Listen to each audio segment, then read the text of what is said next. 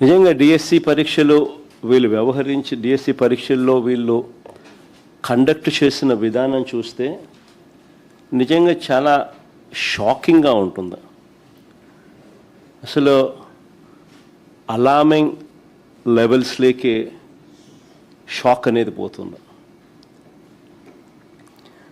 లక్షల మంది క్యాండిడేట్లు పెట్టుకున్న నమ్మకాన్ని చంద్రబాబు నాయుడు గారు వమ్ము చేస్తూ, స్కాములు చేస్తూ ప్రతిభావంతుల జీవితాలను దారుణంగా దెబ్బతీసిన పరిస్థితులు ఈరోజు రాష్ట్రంలో చూస్తూ ఉన్నాం. ఇంత ఘోరంగా రిక్రూట్మెంట్ జరగడం అన్నది బహుశా ఆంధ్ర చరిత్రలో బహుశా ఎప్పుడైనా జరిగిందో లేదో నాకైతే తెలియదు. కానీ సాక్షాత్తు చంద్రబాబు నాయుడు గారు కొడుకు, ఆయన సుపుత్రుడు లోకేష్ విద్యాశాఖ మంత్రిగా ఉంటూ ఇద్దరు కలిసి ఇంతటి దారుణంగా చేశారు అన్న విషయాలు ఆంధ్ర రాష్ట్రంలో చోటు చేసుకున్నాయి. నిజంగా చంద్రబాబు నాయుడు గారిని ఒకసారి గమనిస్తే ఒక అబద్ధానికి, ఓ మోసానికి, ఓ వెన్నుపోటుకి, ఓ దగాకి, ఓ స్కామ్కి, వీటికి చొక్కా ప్యాంటు కనుక తగిలిస్తే కనిపించేది చంద్రబాబే. చంద్రబాబు నాయుడు గారి రాజకీయ జీవితం చూసినా, ఈ 2 ఏళ్లలో ఆయన సూపర్ 6లు సూపర్ 7లు చూసినా,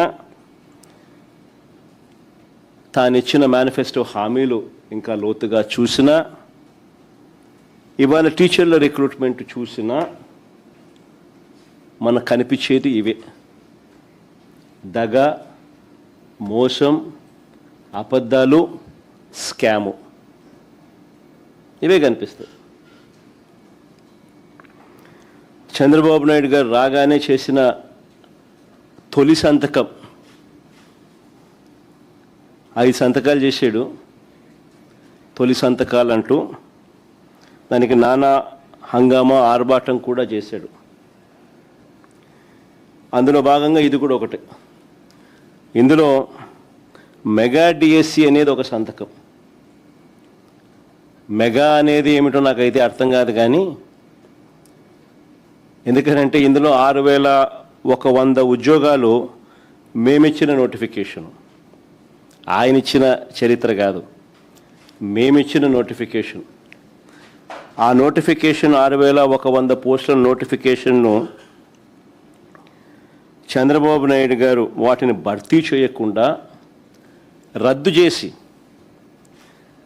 చేసి రిక్రూట్మెంట్ ఆలస్యం చేశాడు. ఆలస్యం చేసి ఈ 6100 పోస్టులు ఏవైతే మేము ఇచ్చినామో, మా హయాంలో నోటిఫికేషన్ ఇచ్చిన పోస్టులు ఉన్నాయో వాటిని మళ్ళీ తిరిగి తీసుకొస్తూ మొత్తంగా కలిపి ఒక 16,000 పోస్టులకు ఆయన నోటిఫికేషన్ ఇచ్చాడు.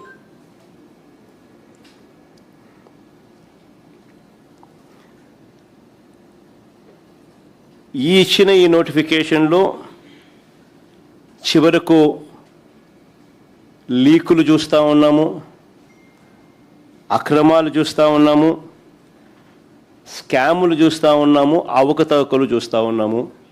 ఇప్పుడు చంద్రబాబు నాయుడు గారి ఈ 16,000 పోస్టులకు సంబంధించిన రిక్రూట్మెంట్ ప్రాసెస్లో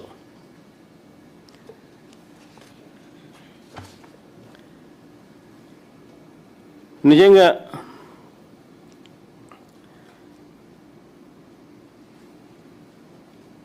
చంద్రబాబు నాయుడు గారిని నేను ఇక్కడే ప్రశ్నిస్తూ ఉన్నా. 16,000 పోస్టులకే ఇన్ని స్కాములు కనపడతా ఉన్నాయి, ఇన్ని అవకతవకలు కనపడతా ఉన్నాయి, ఇన్ని లీకులు కనపడతా ఉన్నాయి.